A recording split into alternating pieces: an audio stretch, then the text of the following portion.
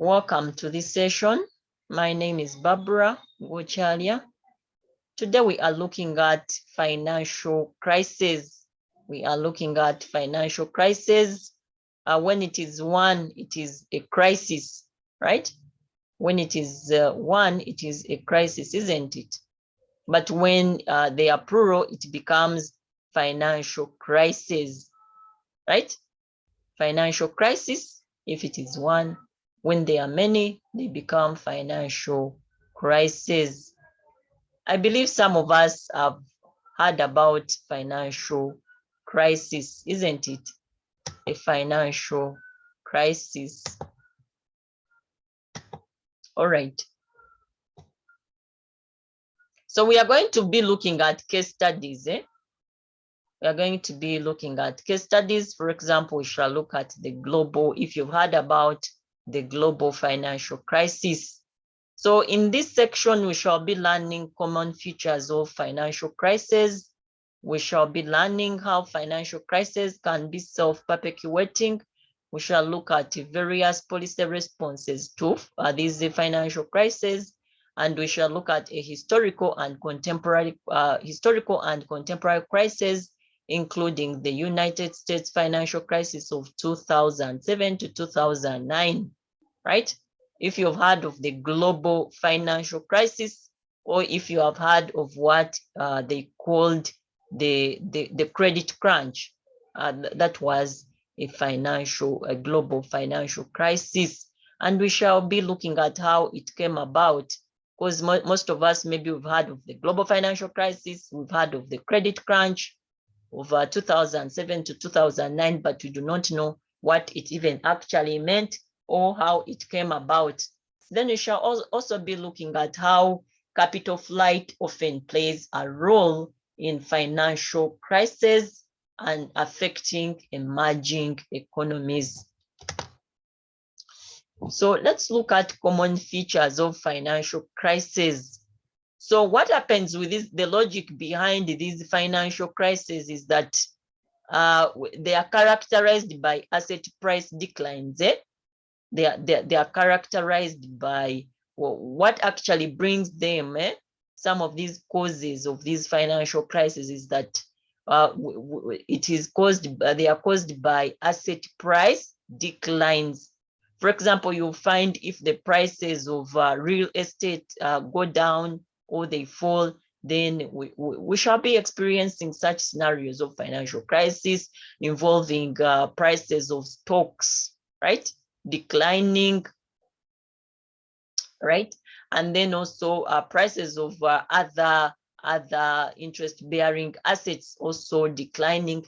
These scenarios may trigger these financial crises.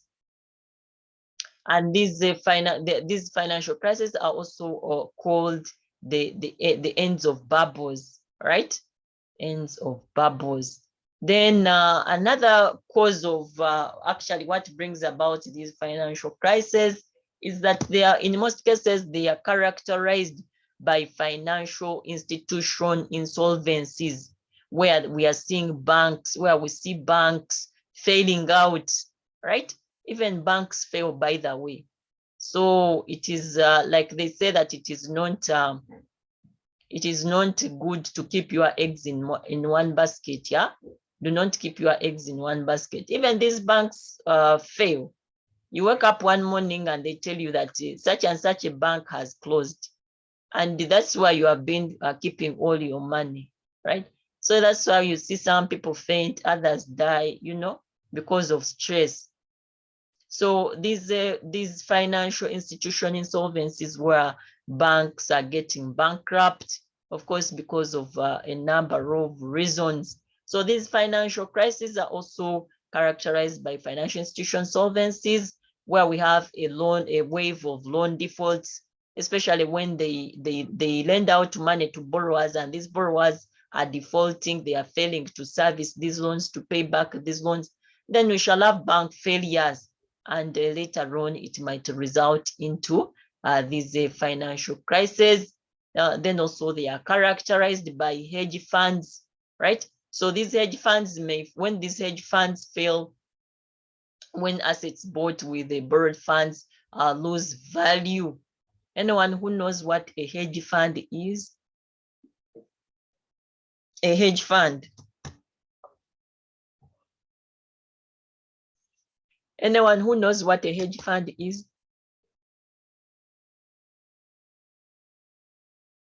People.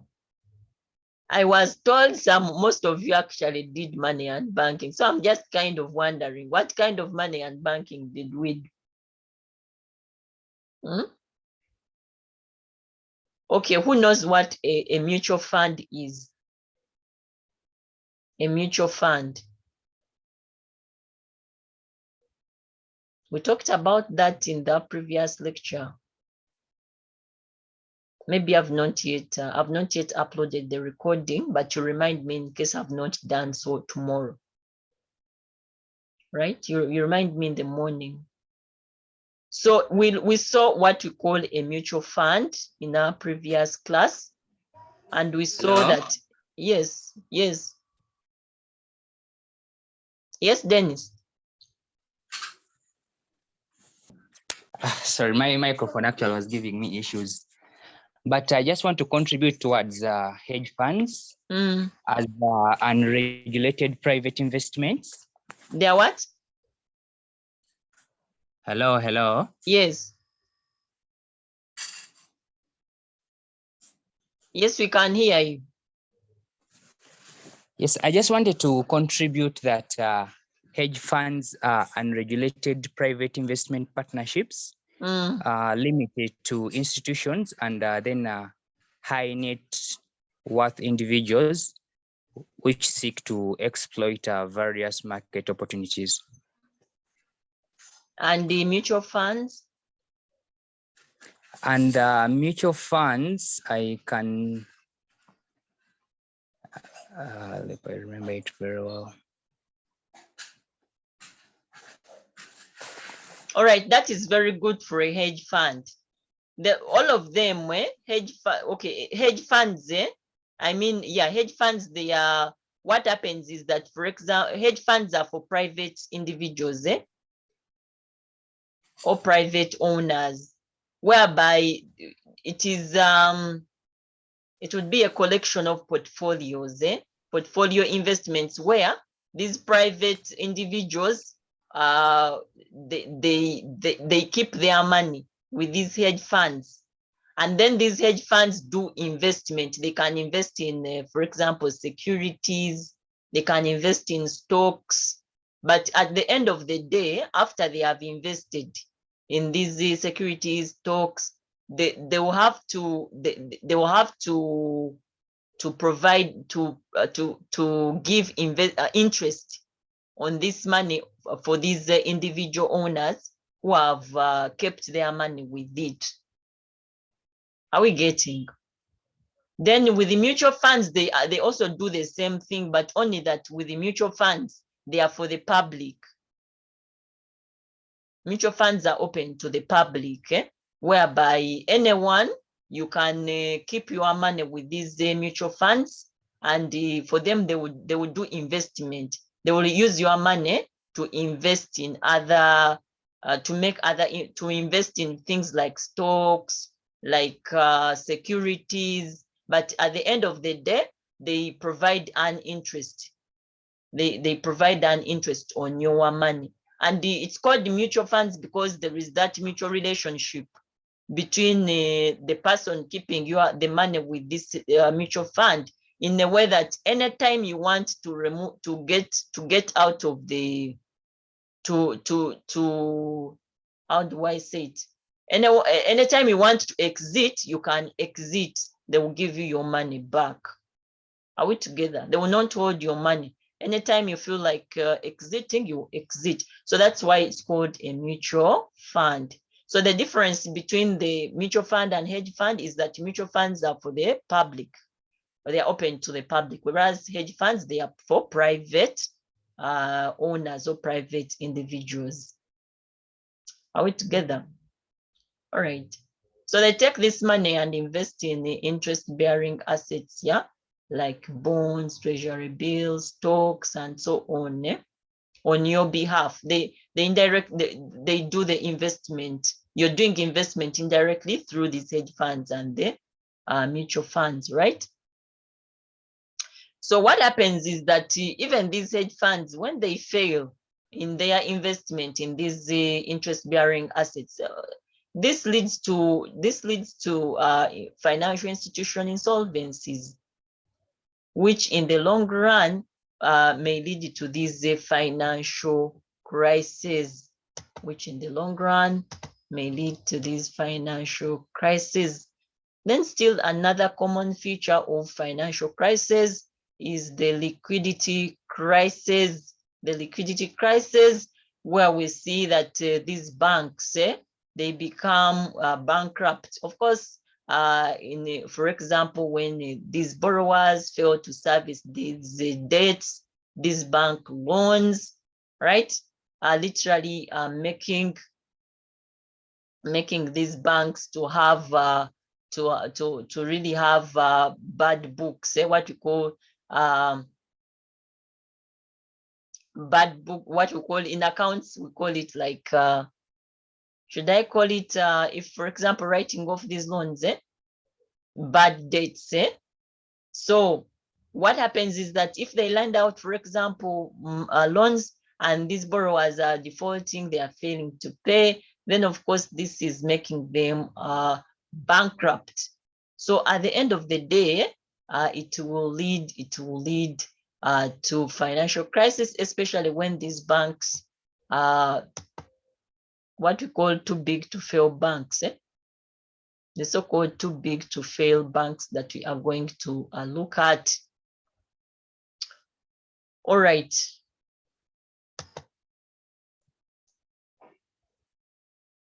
So let's look at financial crisis and the aggregate demand. Let's look at financial crisis and the aggregate demand, right?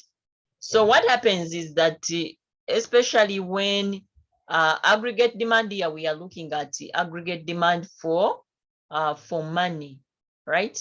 Aggregate demand for money. Of course, now when the aggregate demand for money, aggregate demand for money balances falls, it means, for example, people are not interested in, if it is for financial institutions, people are not interested in acquiring loans. You find that people are more interested in dealing with the interest-bearing assets like stocks, right? Like in bonds, yeah, investing in such, rather than, for example, acquiring loans. And what happens is that if people are not demanding, for example, for loans, their demand for real money, for money balances or cash balances is low, then it means that these commercial banks, of course, will not be making business at the end of the day. So this is going to lead to reduction of their interest rates charged on loans. And of course, they will not be making business at the end of the day, which at the end of the day, it makes them to actually run bankrupt, right? Or it reduces their liquidity, it reduces their ability to create liquidity, right? So in such scenarios where there is falling aggregate demand for money balances, where people are demanding more of interest-bearing assets like investing in stocks, investing in whatever bonds and treasury bills, then there it means that banks will not be making any business at the end of the day, literally leading to financial crisis. Then we have, for example, what happened in if you've heard about the Great Depression, right? The Great Depression was basically a period after the Second World War where where economies were ravaged economically, and this actually, a depression is led to a Great Depression in the 1930s. And a depression is an extreme of a recession, isn't it? A depression is an extreme scenario of a recession. And we've seen what a recession means.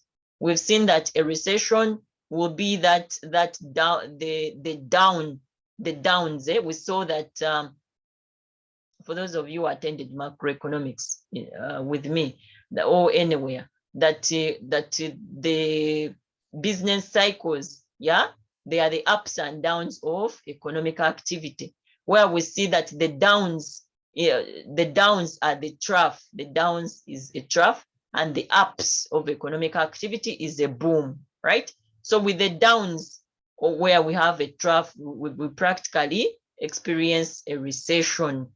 And we've seen that with a recession is a period of low economic activity, is a period characterized with high levels of inflation.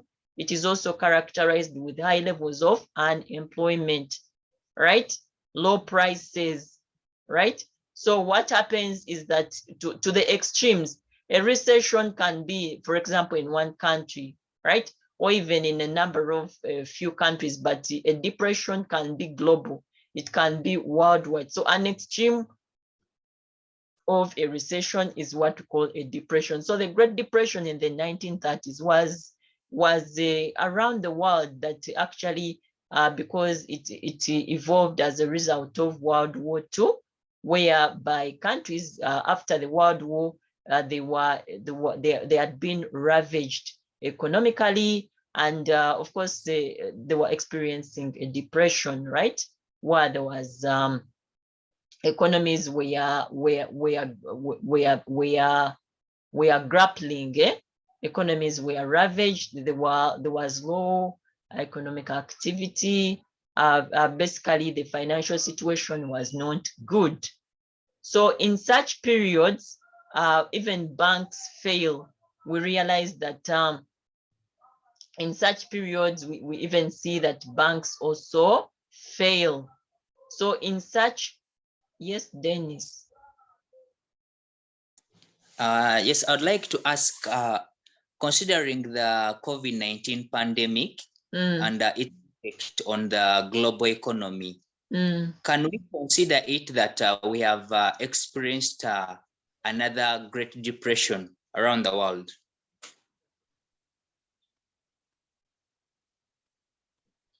Another Great Depression? Yes, please. It can be a recession.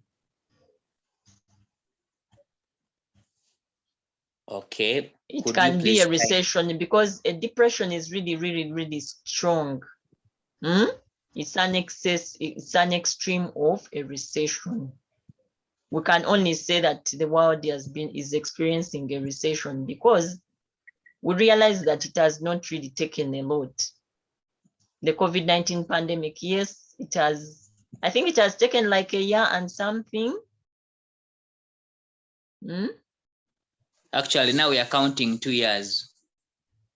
It's coming to 2 years, yes, but I don't think that it has really been.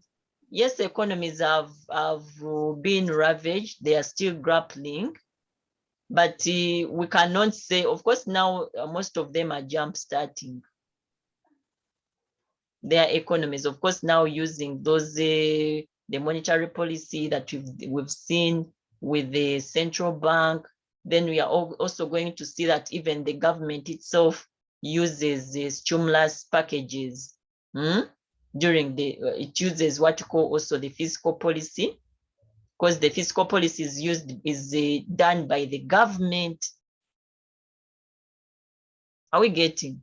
Whereas the monetary policy is done by the central bank, the fiscal policy will be done by the government, and we shall see how the fiscal policy is also used to for example, to boost an economy, especially in, for example, in such a scenario where the world has been experiencing a recession. Of course, now depending on how economies are managing, they are managing it, and depending on the strategies that they are taking, it actually depends how an economy will be able to jumpstart and come back to normal and recover.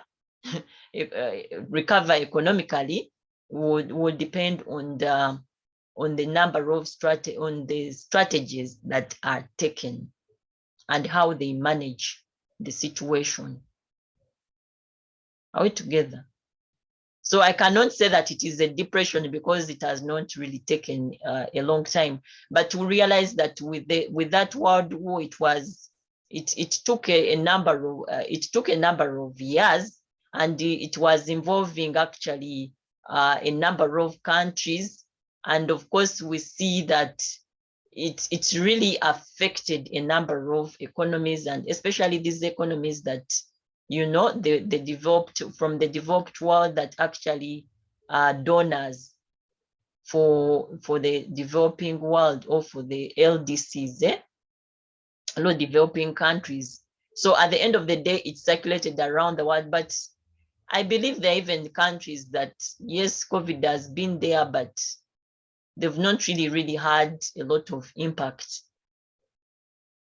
Are we together? Yes, it has been there, but I cannot say that it is a depression because it has not even lasted for. Yes, it's coming to 2 years, but even this other year, things are now stabilizing, right? And yes, it cannot be a depression. It has to be a recession. I hope I've answered that question. Yes, please. Thank you very much. Yeah. So that Great Depression was basically a period where the world was experiencing a depression, right?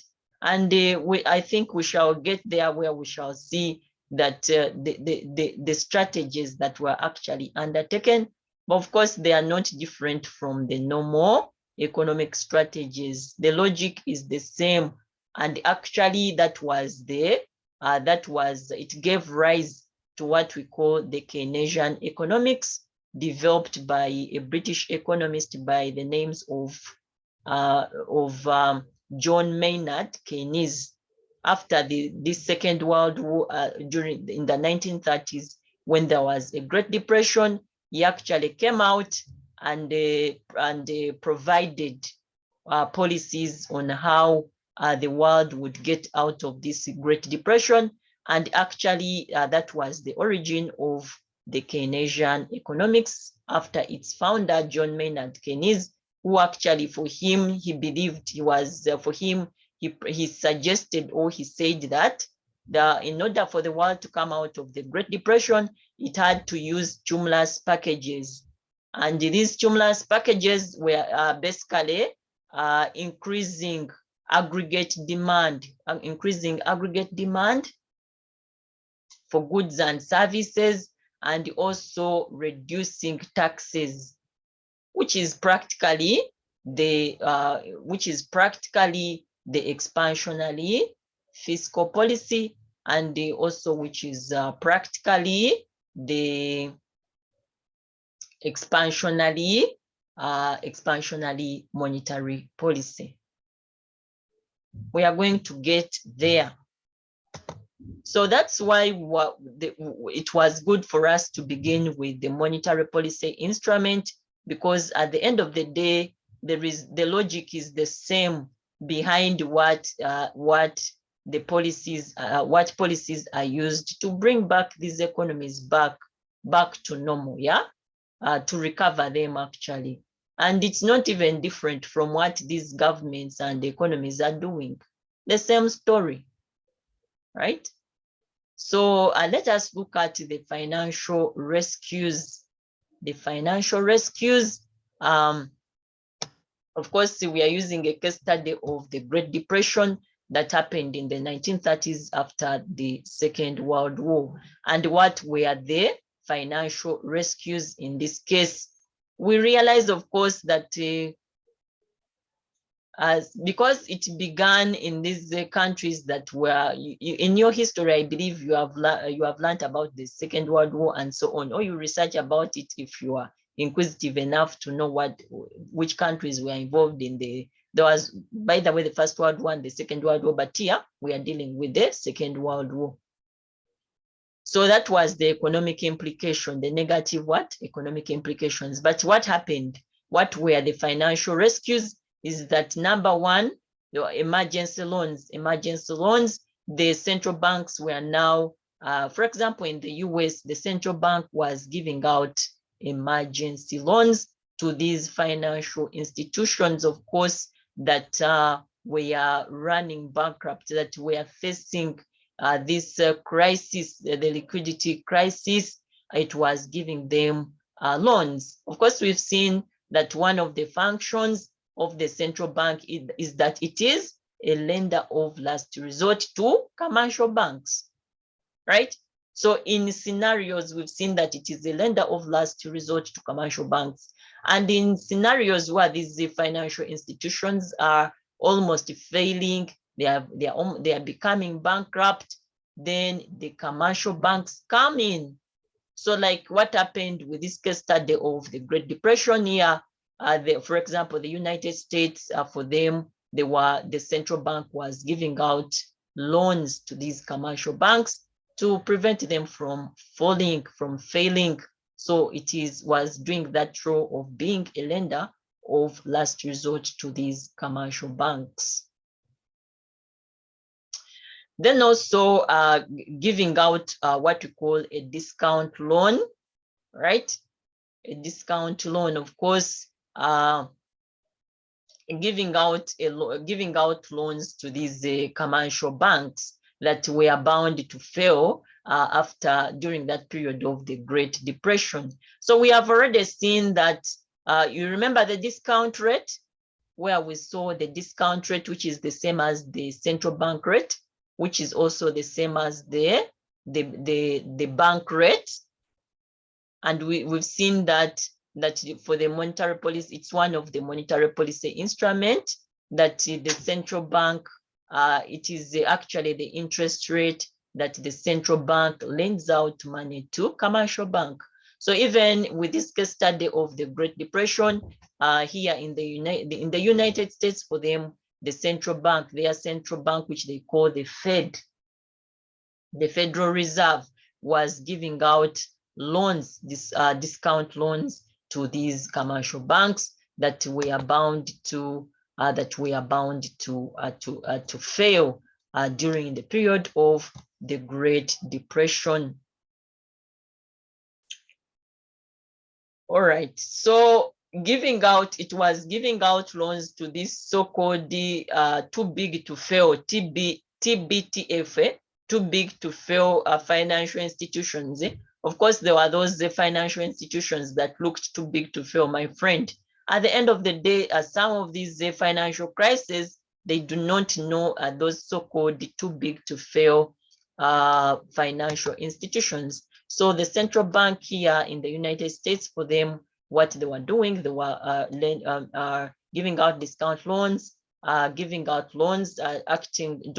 role of being a lender of last resort to these commercial banks that were almost running insolvent, right?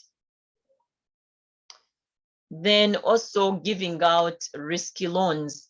The government was giving out, of course, here we are looking at the United States government, that United States of course, USA, that it was giving out risky loans, right, to institutions that may not be repaid.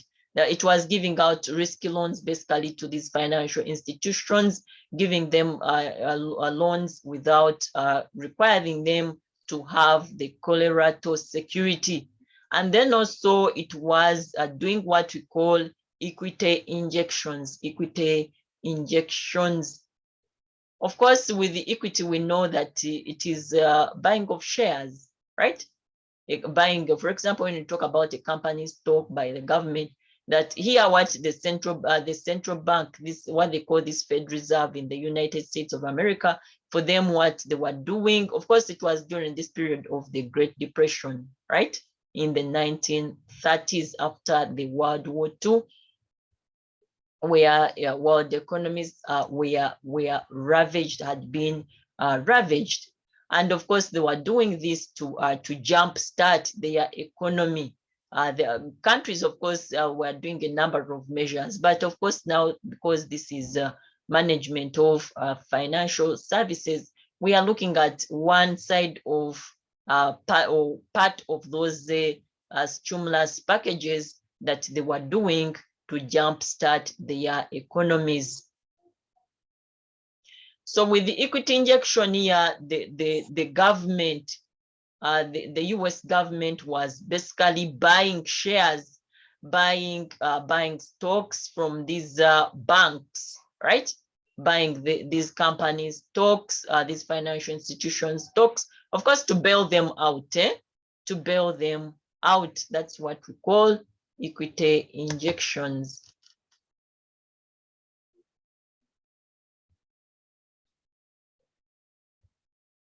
So let us look at, that was the Great Depression, and those were the strategies, basically the rescue strategies that were done to for that particular economy, the US economy, to jumpstart its economy and be able to make sure that it was recovering out of that economic of the Great Depression. Then let's look at another example of a financial case study, actually, of financial crisis, is the US financial crisis of 2007 to 2009, which is which have had of being called the credit crunch or the global financial crisis. I believe some of us, I don't know if we were born by then, I don't know, but maybe we've heard about the credit crunch, or we've heard about the global financial crisis. So it was in the period from 2007 to 2009, but practically it began in the United States, right? And we see that basically it was caused by a number of factors. We see that it was a period that in the 1990s and the early 2000s, they were experiencing a time of stability. When we talk about stability, we are talking about economic stability, and it was a time that was titled in quotes, the Great Moderation. But in the period 2007 to 2009, is a period they were experiencing. Of course, it all began in the United States, and then, of course, it being a superpower, it spread to the rest of the world, and that's how it became the global financial crisis. But this was a period that was characterized by stock prices dropping by 55%. It was also a period that was characterized by unemployment doubling up to 10%. And also it was a period where we saw it was a period where large prestigious financial institutions like the Lehman Brothers in the US were actually failing out and becoming bankrupt and actually closed because of that global financial crisis. So let us look at what was actually the cause, what brought about this credit crunch or the global financial crisis that all began in the United States of America. Number one was the subprime mortgage crisis. The subprime mortgage crisis. I believe we know what a mortgage is, isn't it? Anyone who doesn't know what a mortgage is? I believe we know what a mortgage is, isn't it? A mortgage is like you get a loan, but like how housing finance does it, isn't it? You are getting a loan, they are giving you a house, but on loan. I believe we get how housing finance bank does it. right? So that is a mortgage. So what happened is that in the United States, that people got loans, people got loans, and people got these loans. Of course, the bank will be giving you a house on loan, and these, of course, they expected to repay back these mortgages. But at the end of the day, because we saw in our very first class,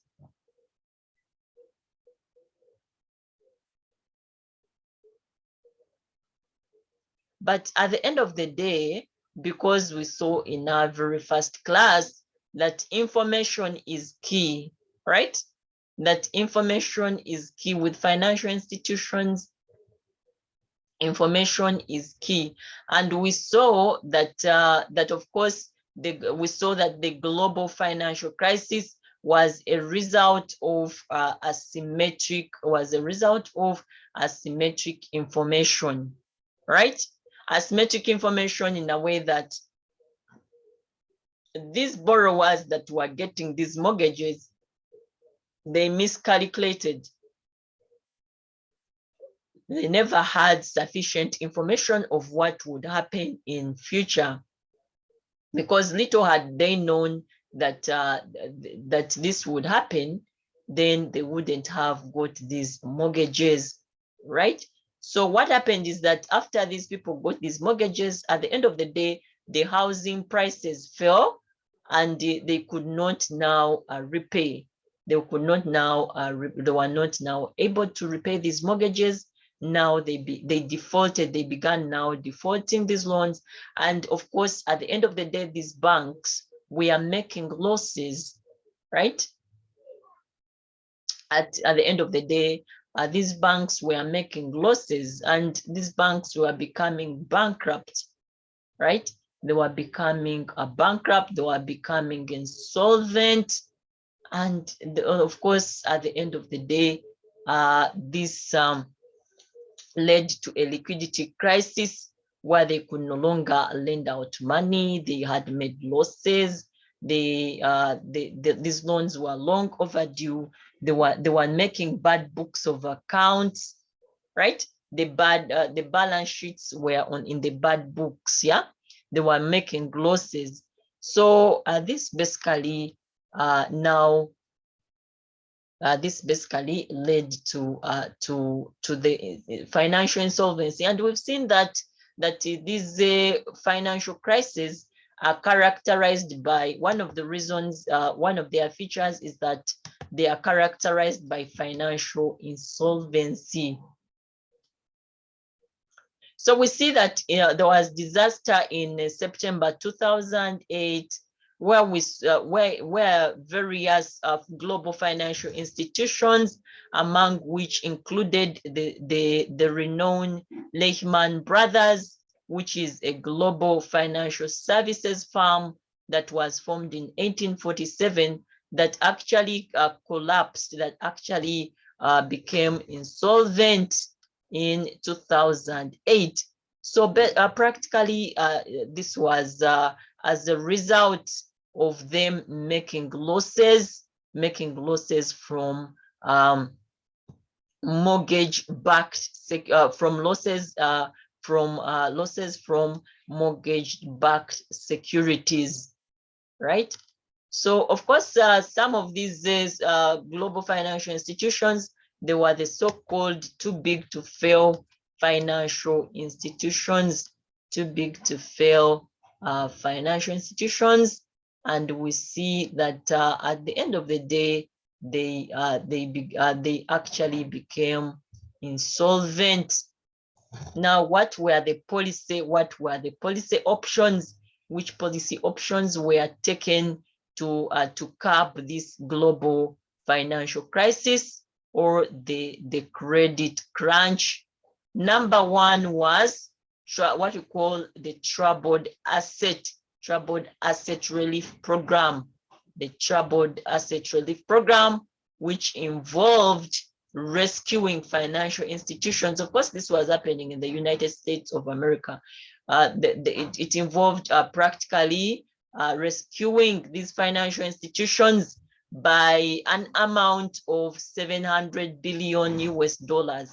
So all that money was used by the United States government to simply rescue these financial institutions and to bail them out of the losses that they had made during the subprime mortgage-backed securities, due to the losses they had made with the subprime mortgage-backed securities. Of course, we've seen the subprime mortgages where people got the mortgages, those loans, where you're getting a house but you're paying it in form of a loan.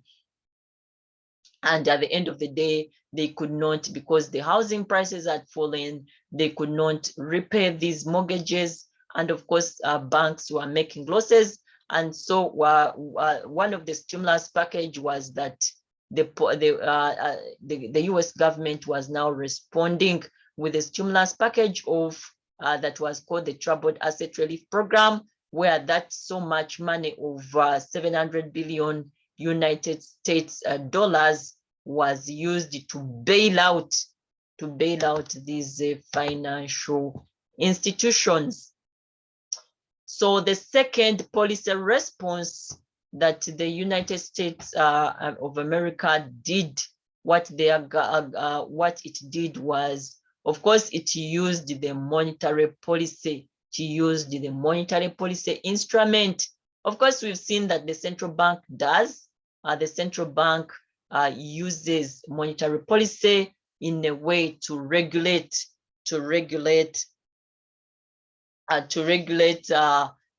money supply, and of course to bring stability in an economy, So it's like we've already seen the logic behind the monetary policy. Their central bank, which is the Federal Reserve, was using the monetary policy. And here, because of course we've seen that with the financial crisis, of course, this global financial crisis, of course, we see that that since banks were becoming insolvent, of course, here it was low economic activity. So practically here, with the monetary policy, it was aimed at jump-starting the economy, right? Jump-starting the economy and, of course, reviving it, right?